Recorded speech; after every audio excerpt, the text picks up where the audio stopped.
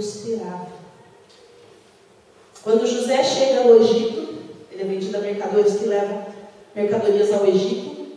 Ele é vendido à casa de um dos principais do faraó, seu nome é Potifar, e ele vai trabalhar na casa de Potifar. E a Bíblia diz que ele começa a se dar bem ali. Eu imagino que ele começa a ser aquele tipo de pessoa que faz o serviço tão bem que o chefe começa a colocar ele como o escravo especial. Imagina isso, né? O escravo especial. Mas ele se dá bem. A Bíblia descreve que nesse ponto ele começa a ter uma erguida na vida dele de novo.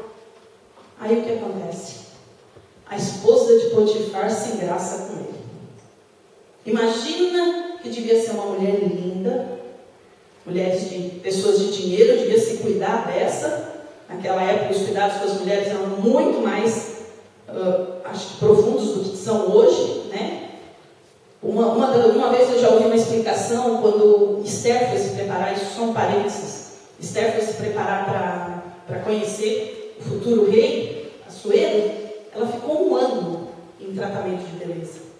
Então vocês imaginam a mulherada, como é que devia ser as mulheres do pessoal rico naquela época? Eu queria ser uma delas, mas enfim, né? Não nascemos naquela época, tudo bem. Mas devia ser uma mulher cheirosa, uma mulher linda, que ela chega, um dos dias, ela manda todos os escravos da casa para fora. Todo mundo fora. Aí ela sozinha em casa e José chega para trabalhar. Imagina a tentação que não foi para José. E José, mais do que depressa, viu que, como diz no Brasil, a coisa ia ficar preta. Ó, sai correndo, foge. Aí eu vou me meter com mulher do meu patrão? De jeito nenhum. E ele sai correndo. Só que nisso, ela pega um pedaço da roupa dele.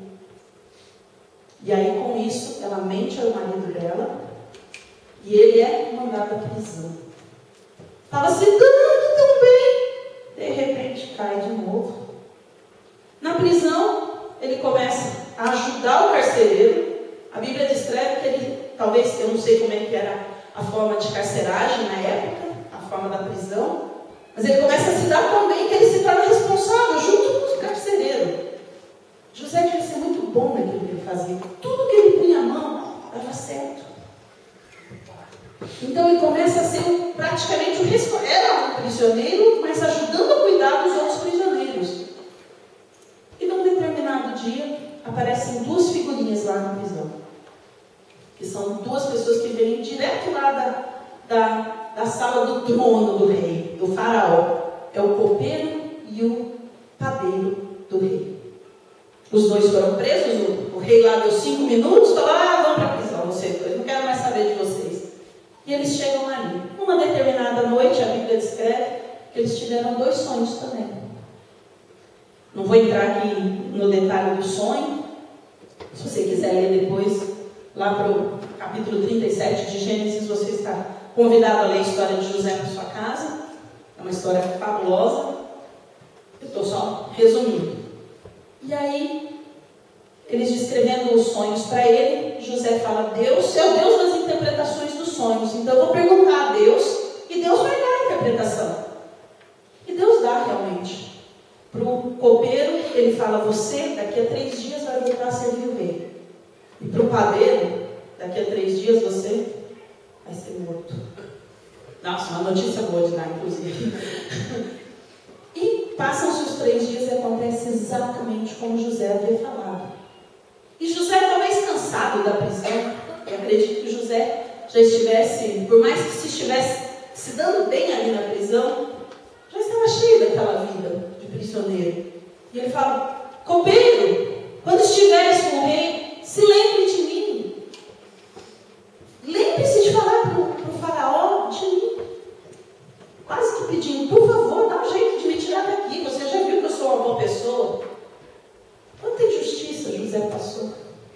E o copeiro não se lembra. Mas a providência de Deus chega. E o próprio faraó tem um sonho em que ninguém consegue dar interpretação. E aquilo incomoda o rei, incomoda.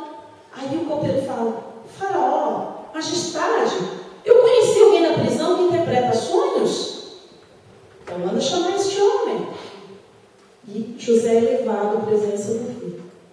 Na interpretação do sonho, ele prevê 7 anos de fartura no Egito e depois 7 anos de miséria, onde a terra não haveria de dar nada de comida. Ele fala: escolha um homem, faraó, que possa te ajudar a fazer armazéns de comida, para que se aguente os 7 anos de fome que virão. E o próprio faraó pensa naquele momento e ele fala: que homem não seria esse, senão você? Já imaginou, no dia anterior, José era um prisioneiro. Naquele dia, ele vira o auxiliar do faraó, o segundo homem do rei. Que virada radical. Por que eu estou contando a história de José? Porque José é um personagem bíblico que chama muito a minha atenção. E chama a atenção de tantos cristãos, é o predileto da minha mãe, da Bíblia. Mas uma coisa que me chamou muita atenção quando eu estava estudando de forma mais profunda a Bíblia no seminário, é que José, não existe um cisquinho, uma vírgula na Bíblia onde relate uma reclamação. Não existe na Bíblia. Você pode revirar, fazer o que você quiser, tentar achar. Não existe uma menção de reclamação da parte de José. E eu gostaria de colocar em números de anos a história de José. Quando ele ganha a túnica, ele é um adolescente, ele tem 17 anos. Quando ele é vendido, quando ele se transforma no segundo homem do rei, ele tem já 37 anos. Toda a história que eu contei, que ele foi para a casa do Potifar, foi preso, se passaram 20 anos. Quando a gente conta, né, levou 5 minutos. Então a gente pensa: bonita essa história de José, né? Mas como é que foram esses 20 anos de José? Como é que foi o sentimento de José durante esses 20 anos? É disso que eu quero falar hoje. Porque nós temos tido a tentação, e eu digo a começar de mim, de reclamar. De muitas vezes falar: ai Deus, a minha vida, ó vida, ó mundo, ó azar. E muitas vezes Deus tem me lembrado: o que você está reclamando? E aí eu fico mais brava ainda. Eu sei que eu não posso reclamar a Deus, mas eu estou sentindo isso. Às vezes sozinha no meu carro, ninguém vê.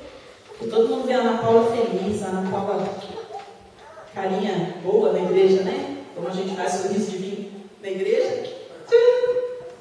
E está tudo bem. Mas às vezes não está tudo bem. Às vezes lá dentro, a gente está down.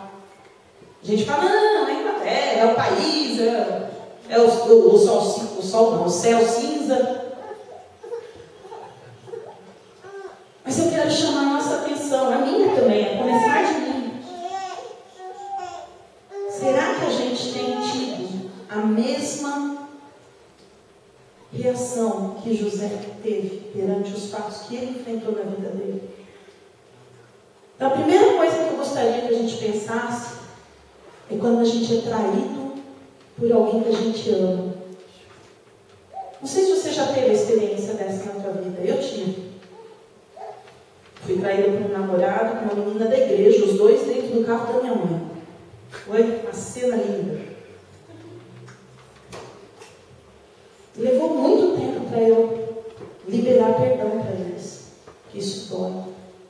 A gente nunca imagina que uma pessoa que a gente confia tanto, eu estava começando a ver móvel para casar. Uau! E ele é minha melhor amiga. Uau!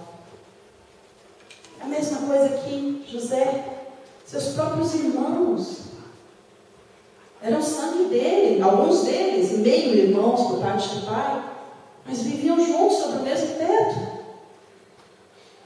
E de repente ele foi agarrado por eles, jogado numa cova,